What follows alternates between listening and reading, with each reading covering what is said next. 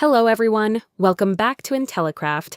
In this segment, I will demonstrate how to create and apply a discount category for students. Let's get started.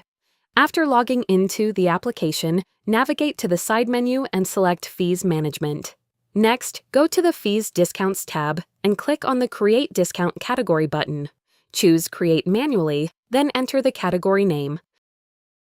Select the payment structure.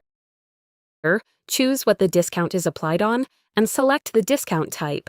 Enter the discount percentage, and choose whether the discount can be carried forward. Once all details are entered, click on the Submit button. You have successfully created a discount category. Now, to apply this discount to a student, navigate to Student Management and go to the Student List tab. Open the Update Details section for the particular student, go to Personal Info, and select the discount category you just created. Finally, click Save to apply the discount. You can now see the applied discount directly through the student's dashboard. Thank you for watching this demo.